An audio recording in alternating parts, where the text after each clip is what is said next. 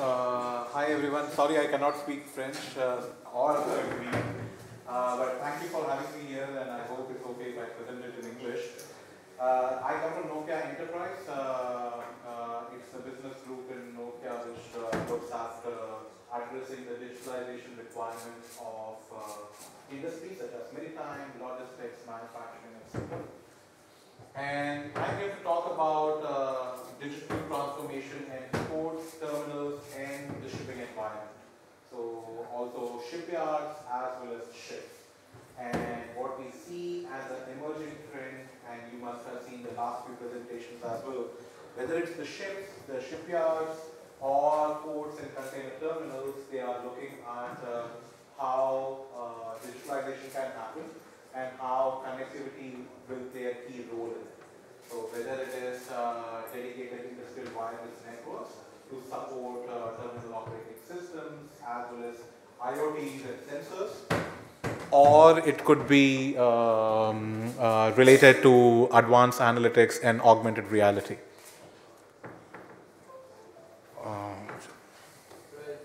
Yeah.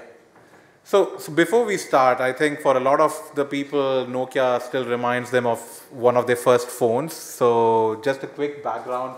So yes, we were quite big at smartphones or like the regular handies, and we were not fast enough in our own transformation. But we have successfully moved from making mobile phones to telecommunication networks. So when you talk about a 4G or a 5G network that you have on your phone, there are good chances that it is powered by a Nokia infrastructure. The next step of our transformation is addressing the huge enterprise market, and more specifically maritime, manufacturing, logistics. If you look at the two worlds of operational technology and information communication technology, traditionally these have not interacted with each other much. So when you talk about, let's say, maritime or mining or manufacturing, in the last couple of decades there are some basic connectivity requirements, but most of all the technology from the information communication technology industry has not been utilized that actively in the industry. And with the advent of Industry 4.0, the 5G as well, you see the merging of the two worlds, where more and more companies are looking at a digital transformation. But interestingly, when we talk about a lot of the data that is being produced in a port environment, a terminal, or a shipping environment, a lot of it is still not connected. A lot of that data is still not analyzed. So if we are looking at operational efficiency to bring down costs, how can we do that if we don't see the data? And the race for a lot of enterprises right now is in getting as much data and visibility as possible so that they can do the analysis on it.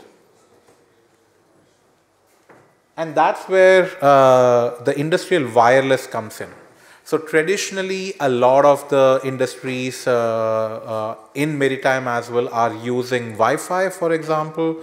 But the challenge is in a very, very metallic environment, usually there are limitations to simple physics, right? And because of that, either you need to put a lot of access points to do the connectivity, or you would need to pull a cable everywhere that you want a reliable connectivity. And this is where mobile technology can work. So if you look at the 2G, 3G, 4G network that you get on the phone, it is used to slightly more challenging environments. And one of the main challenges or shifts that we are seeing now in the market is of using mobile networks which are private in nature for companies itself, so that the companies can say that this is my network requirement, let's say for my port environment, and this is how I want it to be set up. And the other noticeable thing that you see is the size of the equipment. So usually when people say, okay, now telecommunication industry would offer a lot of products in industry, they get afraid that, oh, this would be huge base stations and huge equipments. But with the advancement of technology, we are talking about a lot of the equipments the same size like an access point of a Wi-Fi. And Wi-Fi and Ethernet, they have their own benefits, but what we thought about is industrial private network, which brings the best of both the worlds. So one, when it comes to coverage. So let's say if you have a huge area to cover, then a Wi-Fi will have its limit. Similarly, you cannot pull your wires everywhere. This is somewhere networks are quite used to this kind of a scenario, because here what you invariably are doing is covering sometimes kilometers and kilometers of area on very few radios. The next thing is related to, let's say, the number of people who can connect to the network. In a Wi-Fi, usually there is a limitation compared to how many, up to 800 that you can connect. So when you look at the IoT with a lot of sensors, at the end, all of them would want to connect to the network. And Wi-Fi will invariably have a limitation in terms of how many devices can get connected. This is where having your own dedicated network that you build based on your use cases and digitalization could be interesting. Let me play a short video of one of our partner container terminals in Finland who deployed a industrial private network. Could we have the volume up, please? Oh.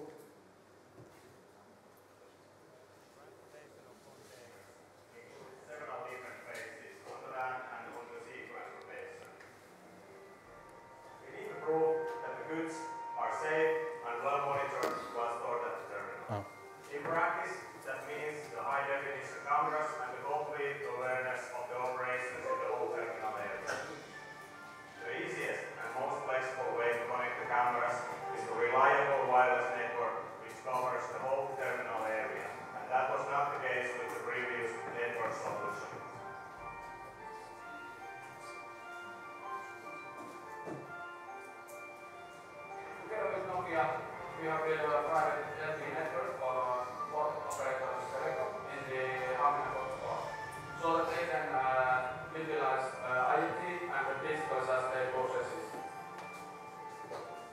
Port is never static. This is where private LTE really shines with great coverage, lower capacity, and support mobile broadband.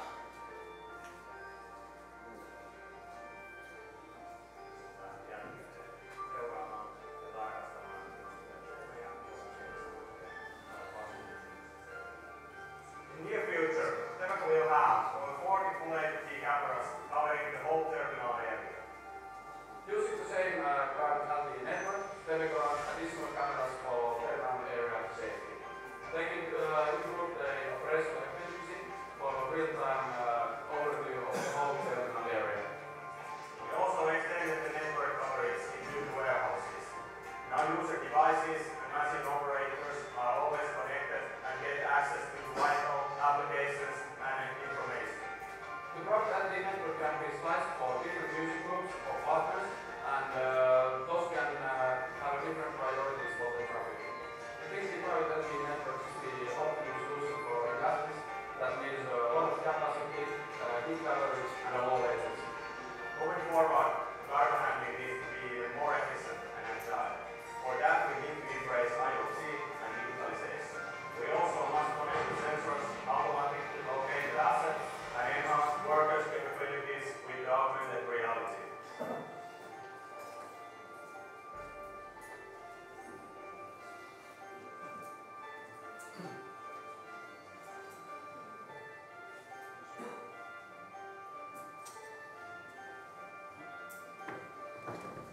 So this is something that we did in Finland at one of the container terminals.